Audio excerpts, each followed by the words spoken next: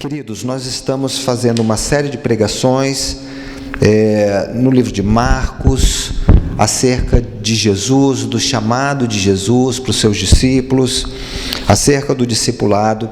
E semana passada a pregação foi: vinde após mim e vos farei pescadores de homens. E nessa manhã o tema é segue-me. E o texto base que usaremos será Marcos 2, versos de 13 a 17, e nós vamos dar também uma passeada em Lucas 5 e Mateus 9, ou melhor, Lucas 5 e Mateus 9, onde a gente tem os textos paralelos desse texto em Marcos.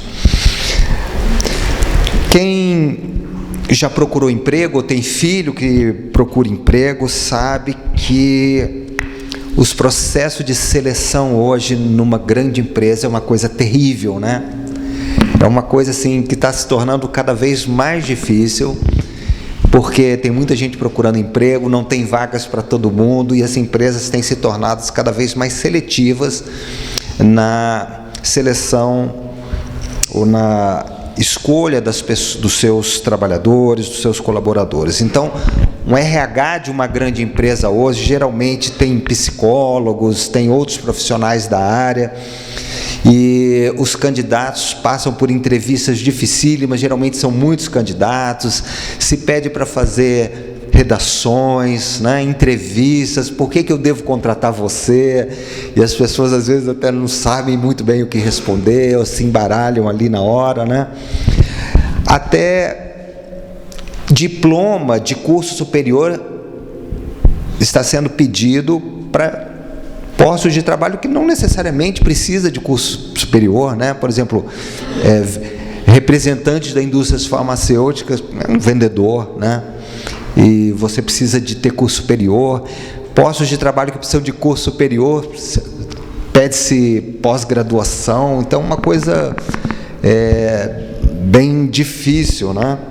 E o pressuposto é que, se você contratar os melhores trabalhadores, você vai ter garantia dos melhores resultados. Esse é o pressuposto, né, de todo esse processo. Agora, veja, quando nós vamos ao Evangelho e você vê que Jesus escolheu algumas pessoas para formar um grupo com o qual ele trabalharia, não é verdade? Os discípulos eram um grupo formado por Jesus e ele selecionou algumas pessoas. E quando a gente pensa, por que Jesus selecionou aquelas pessoas? Bom, a Bíblia não diz, e a gente não sabe exatamente as razões. Alguns eram parentes, por exemplo, Pedro era irmão de André, João era irmão de Tiago. E esses 4 eram sócios, eles eram pescadores e eles eram sócios numa empresa, numa empreitada, né? O Evangelho nos diz que quando Jesus chamou Pedro, ele deixou o seu pai no barco com os empregados, né? E outro texto diz que eles eram sócios. Então, eles tinham ali uma empresa familiar que trabalhava os pais, tinham vários barcos, tinham empregados, né? Há também Simão, o Zelote. Os Zelotes eram homens que faziam parte de um partido político extremista, né, nacionalista. Eles eram meio revolucionários, e entre os apóstolos tinha um Zelote, Simão, o Zelote, né? A maioria, entretanto, era gente desconhecida, gente sem expressão na sociedade, gente comum, gente do povo. Agora, quando nós lemos os evangelhos, a gente fica a impressão de que quem quisesse mudar o mundo dificilmente escolheria aqueles homens, não é verdade? Se eu tivesse um projeto, né? Jesus tinha um projeto de Deus. Se eu tivesse um projeto, provavelmente eu não escolheria aqueles 12 homens para serem os meus seguidores, para serem a equipe com quem eu trabalharia. Pedro, por exemplo, Pedro falava sem pensar, ele era impulsivo, inconstante, chegava a ser até covarde, né? Por ti eu darei a minha vida. algumas horas depois ele negou Jesus 3 vezes, né? Engraçado que em relação a Pedro, lá na Epístola de Gálatas, Paulo fala que Pedro fez alguma coisa parecida depois da ressurreição de Jesus. Pedro, ele comia com gentios, ele andava com gentios, aí quando chegaram alguns judeus ali, ele ficou, né, por causa dos judeus, ele se afastou dos gentios, porque ele achou que eles iam reprová-lo. Então você tem essa atitude covarde de Pedro novamente ali na frente, né? E Paulo fala, olha, eu resisti a ele cara a cara, porque ele foi reprovável. Ele falou assim, Pedro, o que você está fazendo está errado. E ele era um dos líderes da igreja. A gente tem Tomé, né, incrédulo, duvidou da ressurreição de Jesus, mesmo os outros 10 apóstolos fazendo, não, ele ressuscitou, apareceu aqui, só acredito se eu enfiar o dedo ali no buraco da mão dele, né? A gente tem Tiago e João.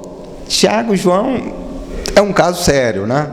Certa vez Jesus entrou numa aldeia de samaritanos e os samaritanos não receberam Jesus. E ele falou assim, Senhor, o Senhor quer que a gente ore para Deus mandar fogo do céu aí nessa aldeia? Eles queriam arrasar aquela aldeia, porque eles não receberam Jesus, né? Então, todos eles, certa vez, estavam disputando entre eles. Jesus estava ali, e eles estavam... O que é? Eles estavam... Quando Jesus interrogou eles, eles ficaram com vergonha, porque eles estavam discutindo qual dos 12 era o maior, o mais importante, né? Então, esses foram os homens que Jesus escolheu. E a gente ainda tem Judas Iscariotes, que João diz que era ladrão, ele ficava com a bolsa das ofertas, né? Jesus recebia ofertas, e ele ficava com a bolsa, ele era o tesoureiro, ele roubava dinheiro das ofertas. E ele ainda traz Jesus, né? Então, fica difícil, apenas da leitura dos evangelhos, a gente descobrir exatamente qual foi a razão humana, uma razão humana para Jesus escolher aquele grupo de pessoas. Mas existe um ditado no meio evangélico que diz que Deus não chama os que são capazes, né? Não chama aqueles que são dotados de habilidades, não, Deus chega, eu vou te escolher porque eu confio em você, você é o cara. Não, Deus não faz isso. Ele não chama os capazes, mas Ele capacita aquelas pessoas que Ele escolhe, né? E o apóstolo Paulo nos diz que Deus escolheu as coisas loucas desse mundo e as que não são, para confundir as que são, né? Para confundir os sábios desse mundo, porque a sabedoria de Deus é diferente da sabedoria do mundo. E quais são as coisas loucas que Deus escolheu? Nós somos a coisa louca que Deus escolheu para confundir as sábias, né? E a gente, depois de muito tempo de crente, a gente gosta de achar que a gente é bonzinho, né? Não, eu vou à igreja, eu faço isso, eu dou dízimo, eu participo do culto. A gente gosta de achar que a gente é bonzinho, mas na verdade, a gente se esquece de onde que Deus nos tirou.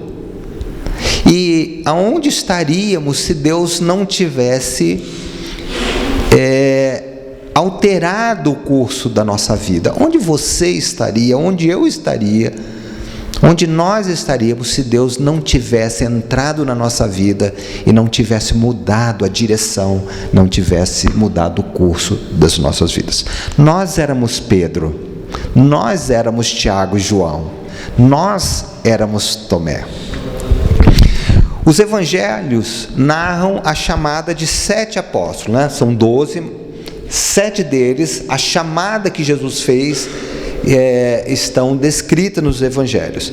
A gente tem Pedro e André, a gente também tem a chamada de Tiago e João, e Filipe e Natanael, e Mateus. E hoje nós vamos meditar no chamado de Mateus, nesse tema de segue-me, em Marcos capítulo 2, verso 13 a 17 apenas. Eu vou ler rapidamente esse texto.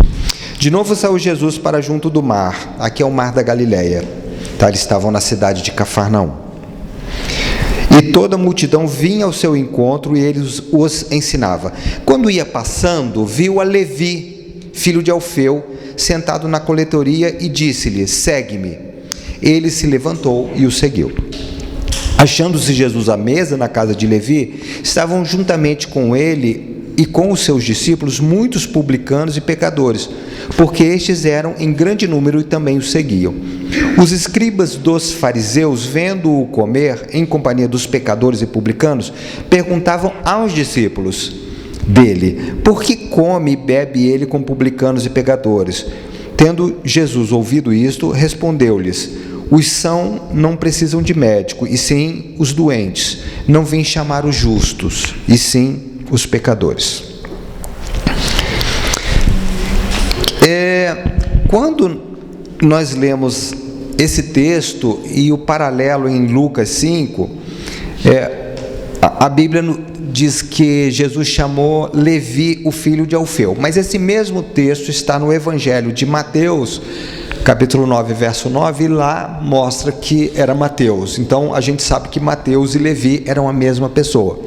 Era muito comum os judeus terem 2 até 3 nomes, ou talvez Jesus tenha mudado o nome de Mateus, que nem mudou de Pedro, a gente não sabe, né? Mas Mateus e Levi eram a mesma pessoa.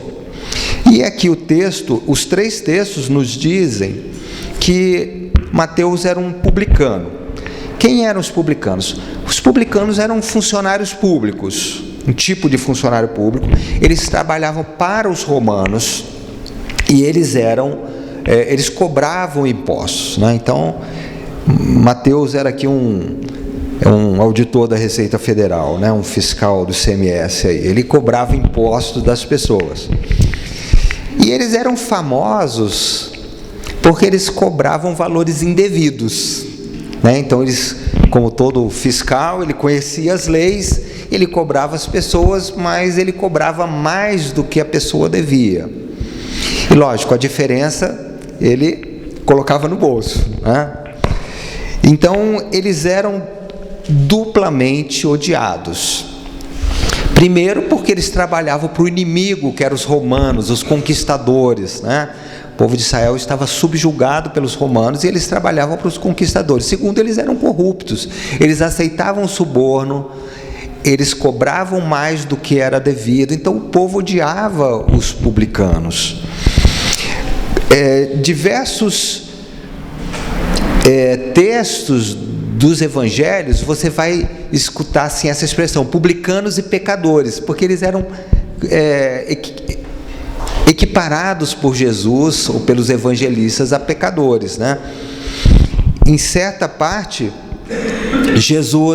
quando Jesus purifica o templo, ele derruba aquelas mesas dos cambistas, os sacerdotes vão lá e questionam Jesus: com que autoridade você faz essas coisas? Aí Jesus rebate eles e no final Jesus fala assim: olha, publicanos e meretrizes precedem vocês no reino de Deus. Então os publicanos eram comparados a pecadores, estava ali no mesmo nível de prostitutas, né? Para você ver como que o povo, a ideia que o povo tinha desses homens, né? E Mateus era um publicano, e Jesus escolheu exatamente um publicano, que era Mateus. Lembra que Zaqueu era um publicano também. O texto diz que Zaqueu era o principal dos publicanos, ele era rico. Está lá em Lucas 19. E quando Jesus se hospeda na casa, ele fala assim: Senhor, eu vou dar metade de tudo que eu tenho para os pobres, e eu vou restituir 4 vezes a quem eu defraudei. Isso estava na lei de Moisés. Quando você roubava alguém, você tinha que restituir 4 vezes. Essa era a punição. Você tinha que devolver uma vez que você roubou da pessoa, você devolvia, e mais 3 vezes. Significa que ele estava reconhecendo ali que ele havia defraudado as pessoas, ele roubava as pessoas, né?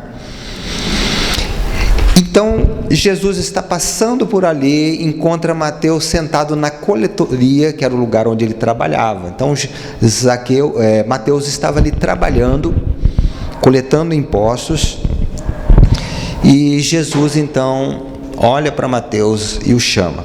Cafarnaum se vocês lerem antes, né, do texto que nós lemos, vocês veem que Jesus estava em Cafarnaum. Cafarnaum era a cidade portuária, né, ficava ali no Mar da Galileia, e as pessoas iam de um canto ao outro do Mar da Galileia, é um lago grande, né, e levavam mercadorias de barco, e sendo uma cidade portuária, quando os mercadores chegavam ali, então os coletores de impostos cobravam os impostos devido para que eles pudessem vender suas mercadorias, e provavelmente era isso que Mateus estava fazendo. E o chamado de Jesus é simples: segue-me, só isso, segue-me. Essas cidades que a gente lê na Bíblia, tirando Jerusalém e algumas outras, eram cidades pequenas, principalmente as cidades da Galileia, né? As cidades de 10 mil, 15 mil, 20 mil habitantes, né? Cidades até menos do que isso, e provavelmente todo mundo se conhecia. Mateus, é muito provável que Mateus já tivesse ouvido falar de Jesus, já tivesse escutado, já tivesse tido algum tipo de contato anterior com Jesus, né? O próprio texto nos diz aqui que tinha outros pecadores e publicanos que seguiam Jesus. Seguiam não no sentido de ser discípulo, mas no sentido de seguir, ia onde ele ia para escutá-lo, né? E por que Jesus chama então um homem desse tipo, um publicano, um homem odiado pelo povo? Talvez Mateus fosse corrupto, provavelmente ele era corrupto. O texto, a Bíblia não diz, né? Mas é muito provável que ele era uma pessoa desonesta, né? E por que então Jesus chama um publicano, né? Publicano na Bíblia está ali numa categoria inferior, né? É a graça de Deus, né?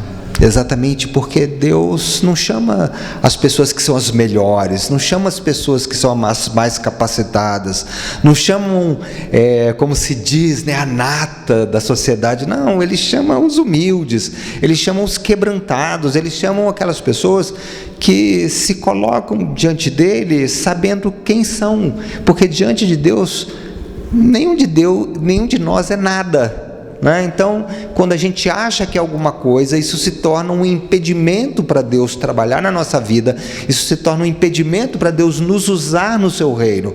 Mas quando nós não somos nada e nós reconhecemos que nós não somos nada, então nós estamos prontos para sermos usados por Deus como instrumentos na mão do Senhor. E é exatamente nessa categoria que Mateus se acha, né? Um homem que provavelmente era desprezado pela sociedade, provavelmente um pecador, né? E a gente tem a resposta de Mateus no texto.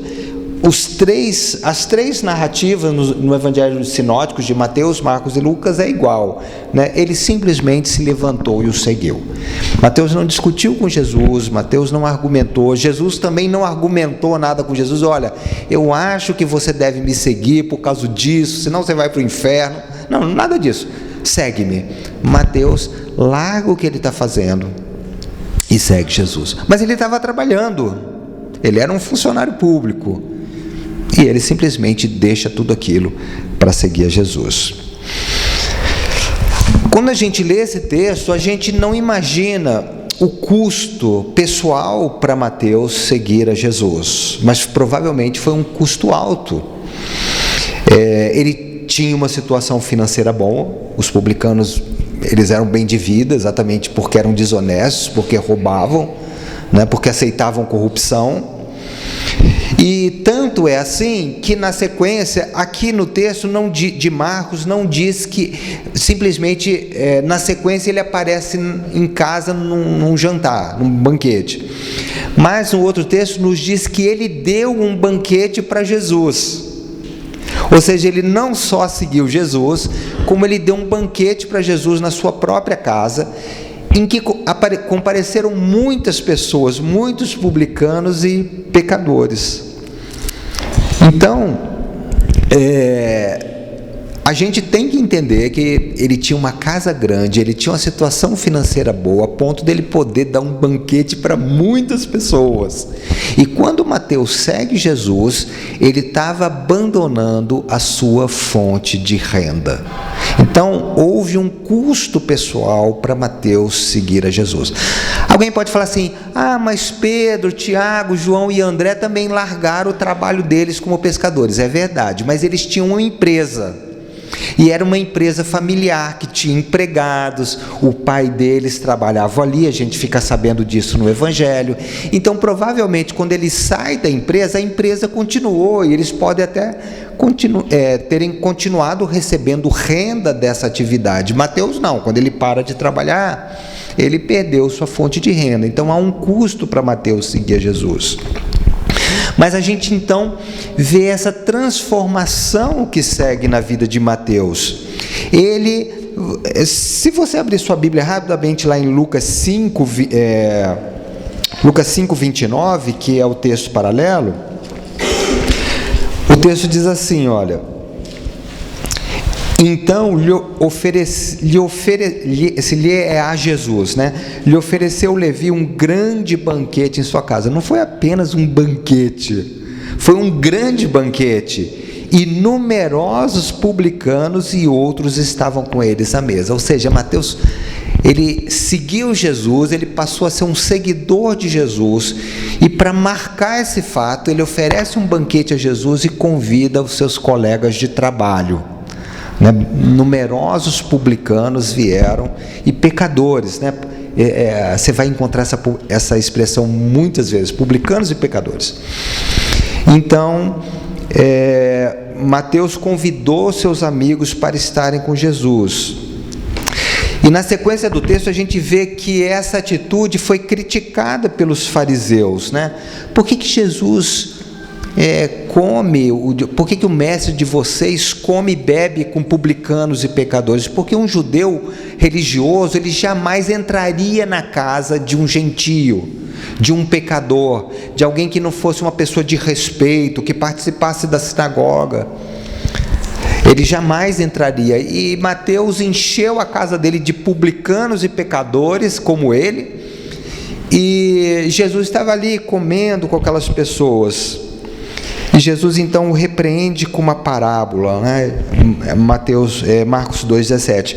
As pessoas saudáveis não precisam de médico, mas os doentes são que precisam de médico. Então, lógico, Jesus aqui é o médico da alma, Então Jesus veio, também no texto paralelo diz: porque eu vim para salvar os pecadores.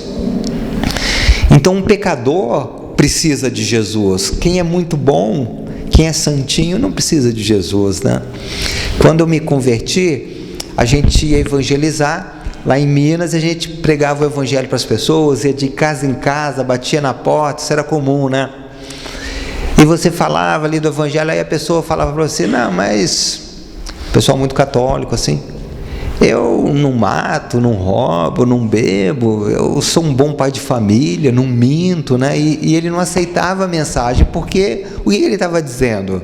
Eu sou bom, eu não preciso disso aí que você está falando, Porque eu não mato, não roubo, não minto, sou um bom pai de família, sou um bom marido, eu não preciso.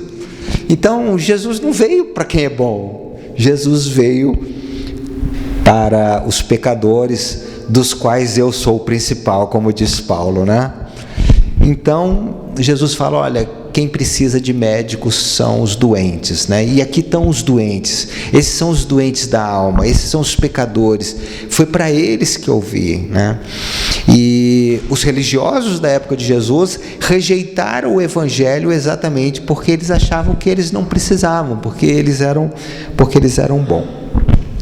Agora, nós podemos tirar aqui várias aplicações desse texto para a nossa própria vida. O primeiro dessas aplicações é que, assim como os apóstolos, Deus não te escolheu, não me escolheu por causa de quem nós éramos, mas Deus nos escolheu a despeito de quem nós éramos, não por causa de quem nós éramos. Não, eu escolho você porque você é bom, você é boa, não, Ele escolheu apesar de quem nós éramos. E nós nunca devemos nos esquecer disso. Você pode aí estar bonitinho, cheirosinha, no culto, Mas Deus nos tirou da lama do pecado, Deus nos tirou da lama do pecado e a gente nunca deve esquecer. Eu sei quem eu era e eu nunca devo esquecer quem eu era.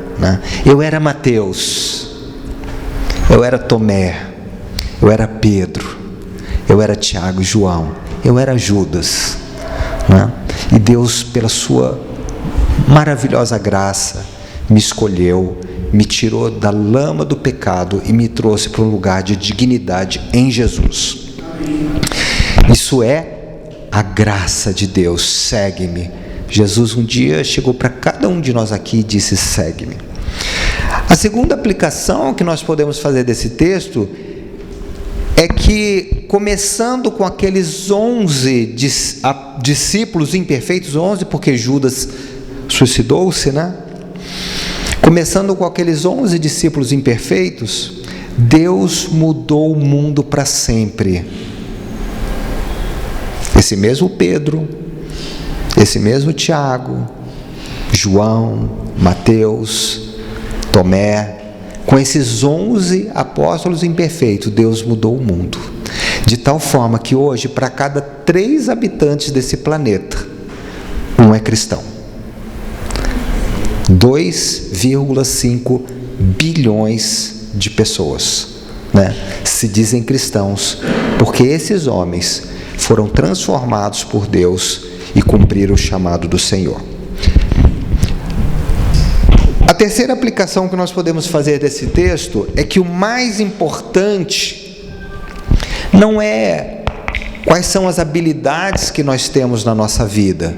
Você tem curso superior, você é mestre, doutor, você toca, você é uma pessoa habilidosa, você fala com desenvoltura. Não, o mais importante é que nós sigamos verdadeiramente a Jesus.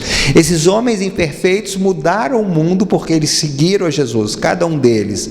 E nós hoje, 2000 anos depois, nós também somos essas pessoas imperfeitas. Mas se nós seguirmos a Jesus verdadeiramente, Deus vai usar a nossa vida para mudar essa rua, para mudar esse bairro, para mudar essa comunidade. A única coisa que nós precisamos é seguir a Jesus verdadeiramente. Outra aplicação é que nesta vida nada deve ser um impedimento para nós seguirmos a Cristo.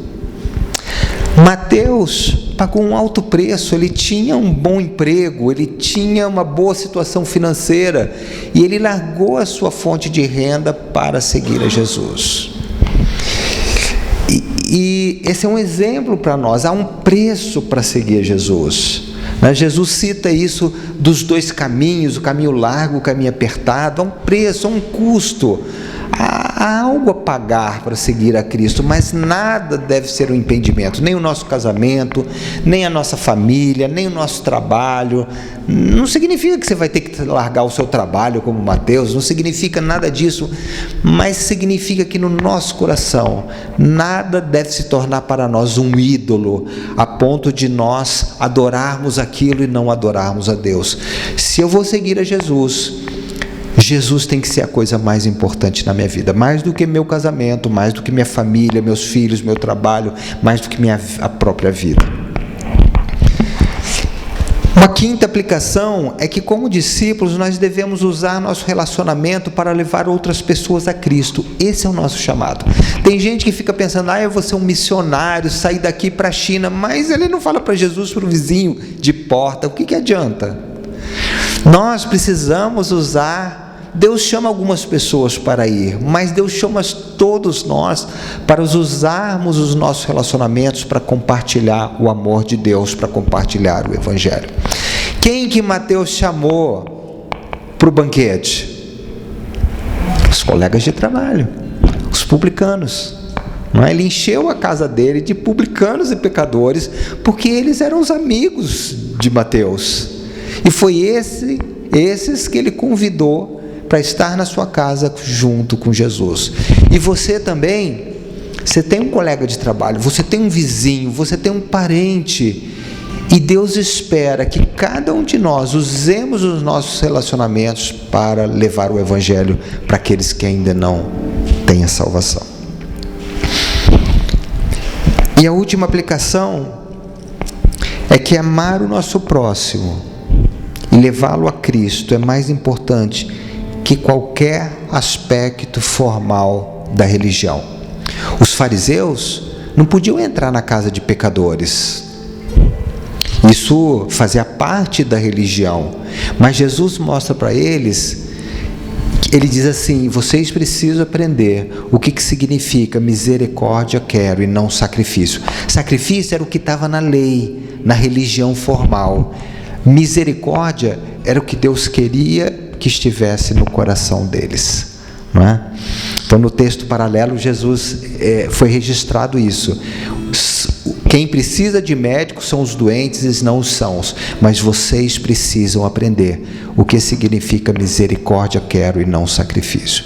Amar o seu vizinho, amar o seu familiar, amar aquela pessoa desagradável no seu trabalho, amar seu chefe, e você compartilhar o evangelho com essa pessoa, compartilhar Jesus com essa pessoa, é mais importante do que vir à igreja, do que dar dízimo, do que dar oferta e dízimo, do que você praticar os aspectos exteriores da religião. Essas coisas são importantes também, mas o Senhor nos chamou para amar as pessoas e para compartilhar o evangelho com elas. Amém?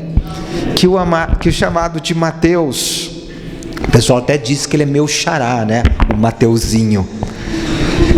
Que o chamado de Mateus possa impactar a sua vida, né? E que você possa, com Mateus, ter o seu coração transformado, né? Por esse chamado a cada dia, amando, colocando o reino de Deus em primeiro lugar, colocando Deus acima de todas as coisas no seu coração.